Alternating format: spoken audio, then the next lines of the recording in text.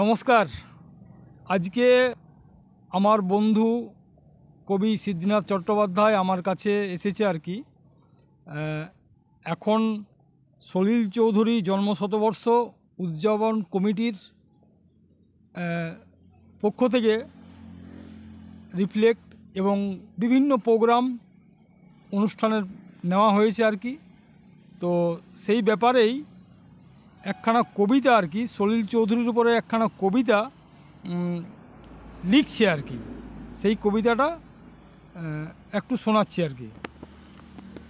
আমরা তো সলিল চৌধুরীর জন্মশতবর্ষ সারা পশ্চিমবাংলা জুড়ে আমরা পুরুলিয়া জেলাতেও শুরু করেছি, কাজ চলছে, মহকুমাগুলোয় কাজ চলছে।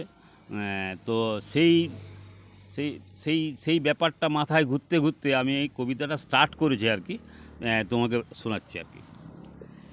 ঢেউয়ের তালে সময় চলে, গাঙের জলে ভাসে, সঙ্গেই চলে সমান তালে যুগের পাতা খসে। যুগ সাতুরে সুরসাগরে শতেক বছর পর, যখন ভিড়ল ডাঙায় সপ্তডিঙ্গা সলিল মধুকর। সময় তখন ডরপুকুনা, একলা ছেড়ে হাওয়া, ঘর কুনায় এই মগজ মনে ভাসছে চাওয়া পাওয়া। হাত পাতে লয় ছিনাইলিতে হবেক অধিকারে, হাঁকছে সলিল ভোরের কোকিল 100 বছর পরে।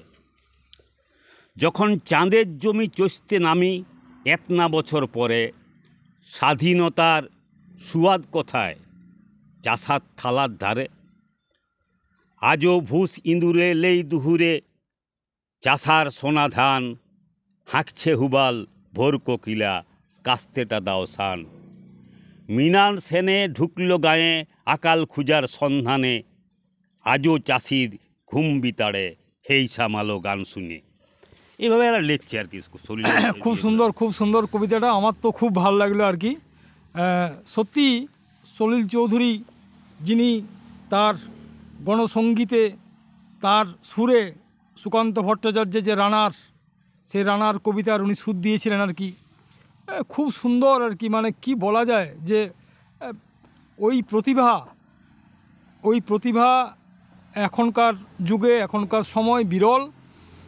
আমিও চাই যে তার যে জন্মশতবর্ষ, সেই উপলক্ষে যে প্রতিযোগিতাগুলো হচ্ছে আর কি, তার গানের উপরে, তার বিভিন্ন বিষয়ের উপরে যেগুলো হচ্ছে আর কি, সেটা ভালোভাবে হোক, এটা আমি চাই এবং কামনা করছি আর কি। আমি কামনা করছি যেন এটা সফল হয়। এইটুকু বলে আমারও বক্তব্য শেষ করছি এবং আমরা আজকের মতন আপনাদের আবার সবাইকে নমস্কার জানাচ্ছি। নমস্কার।